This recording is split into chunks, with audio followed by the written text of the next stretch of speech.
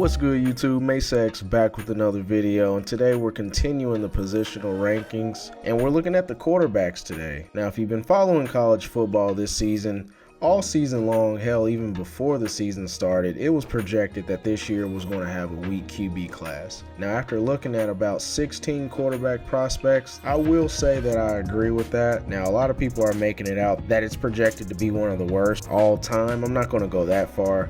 I definitely think that this class as a whole is better than 2023 with the Kenny Pickett's and the Malik Willis's of the world. But all in all, I will say it is weaker than your average QB class. For all we know, we got future All-Pros in the making. But of course, if you're new to the channel, definitely hit the subscribe button. Clicked on this video because you are a football fan. If you're returning, I appreciate the loyalty. And I think I've talked enough in the intro.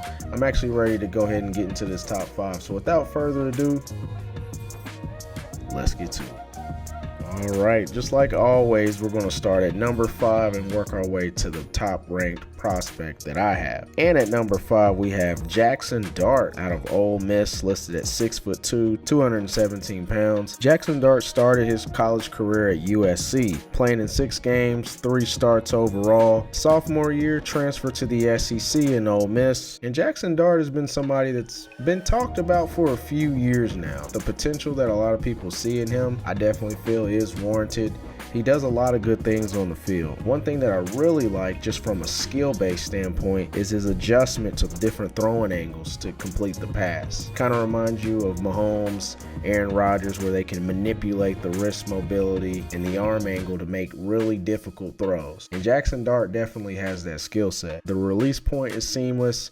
He's very excellent in an RPO system, so I do feel if you're going to draft him, probably is best to have some type of run-pass option foundation in your offensive playbook. Overall, Jackson Dart has solid accuracy, can fit the ball where it needs to be. He has the talent to distribute the ball in tight coverage, because in the NFL, tight coverage is the norm. Arm strength, I would say, is average. It's not weak, but it's nothing that's going to wow you. A lot of forced throws that shouldn't have been thrown, and that will definitely get you in a lot of trouble in the NFL. Ole Miss, still, like I said, RPO option, which is continuing to implement itself in the NFL game. The offense at Ole Miss, to me, kind of had that gimmicky vibe to it. Sometimes that can be a red flag for QBs that throw in gimmicky offenses, or at least what I call gimmicky offenses. Most likely a day 2 pick. He could be one, because I am hearing sources that he's somebody that could last minute kind of sneak into that day 1 territory.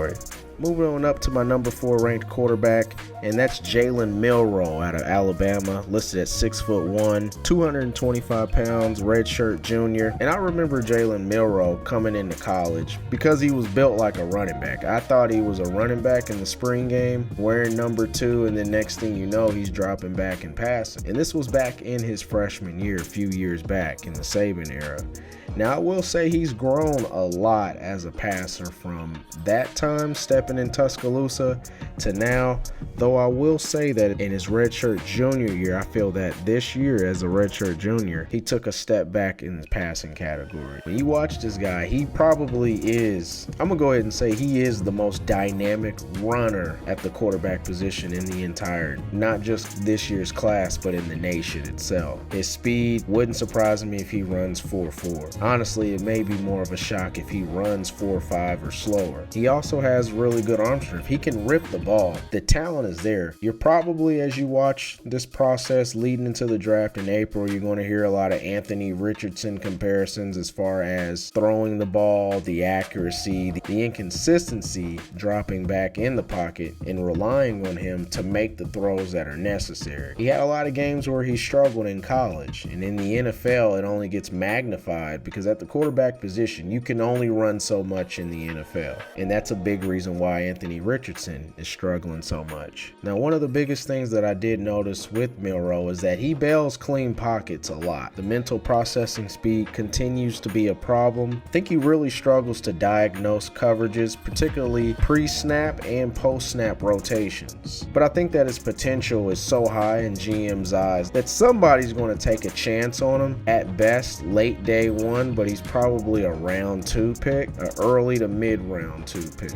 All right, my number 3 quarterback is probably going to shock a lot of people, but I have Kyle McCord out of Syracuse, listed at 6'3", 220 pounds. This senior had an excellent year, a very under the radar year per Football Focus, was ranked 8th in the nation. He's a former 5-star guy. He has the track record and pedigree coming out of high school. St. Joseph's, a very prestigious high school in the nation, and he was actually high school teammates in the same class with Marvin Harrison Jr.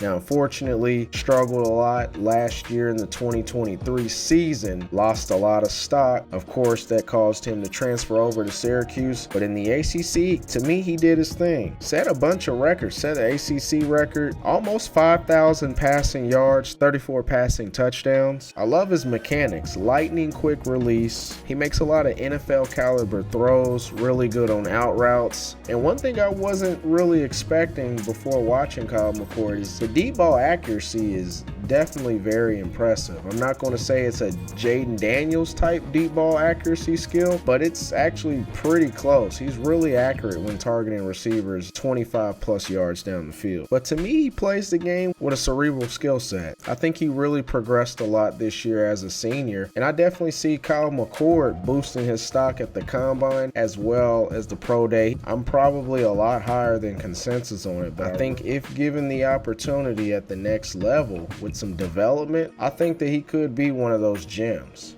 All right, so the top 2 quarterbacks is pretty much consensus. It just depends on who you like more. And at number 2, I got Cam Ward out of Miami as my number 2 ranked quarterback, listed at 6'2", 223 pounds. Cam Ward's been on my channel dozens of times. I've talked about him. I really respect his journey, his mindset. He seems like a leader, coming from Incarnate Word to Washington State and to lead Miami all year long, which for the majority of the year till the end, he was a big reason why Miami was relevant and in the college football playoff discussion. And Cam Ward does a lot of things well. Good accuracy, good arm strength. He's mobile, but he still prefers to sit into the pocket. Very efficient year throwing the ball. He's a 3-level thrower. Now with that, I do feel that his processing speed is still pretty slow. At times made a lot of bad decisions throwing the ball. And to me, that is a little bit concerning given the amount of games that he started at the collegiate level. That does raise some red flags for me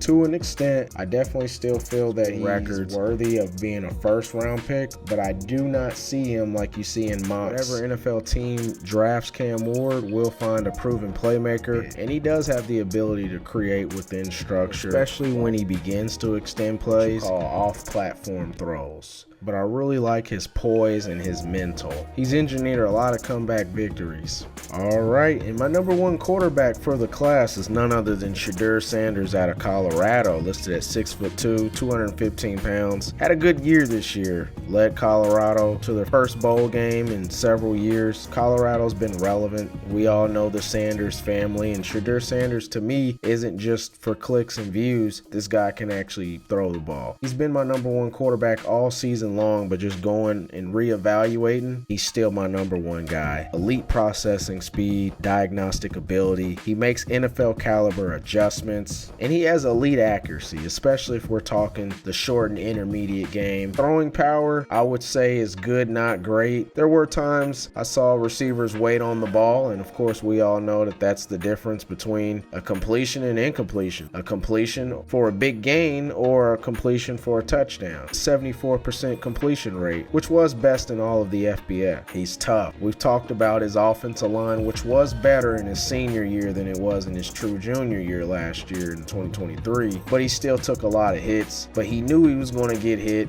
and he always stood strong, tall, in the pocket, and threw dimes even under duress. He gets a lot of flack for, I think, people's perception of his personality, but I definitely see him as a leader. I think he can lead men. He does have the hero ball mentality. Sometimes it's best just check it down for 5 yards to the running back, or just get out the pocket and throw it out of bounds. But he's always looking to make a play. Of course, that's a big positive, but it can also hurt your team. But all in all, I think Shedeur Sanders has the keys and the tools to be a future all-pro quarterback at the next level, and that's why he's my number 1 quarterback. All right, there you have it. These are my top 5 quarterbacks for the 2025 draft class. If you made it this far, definitely appreciate it. And if you haven't already, be sure to like and subscribe to this video. Your boy appreciates that so much. We got 2 more episodes for this series that we're going to launch here in the next week or 2. Be on the lookout for that. Hit that notification bell. That way you know anytime that I upload. Shout out to Ohio State, even though I'm an IU guy, and when they play IU, that's the enemy. But outside of IU, I'm usually rooting for Ohio State. So shout out to them in the national championship. But I'm about to go and roll up out of here. I'll see y'all in the next video.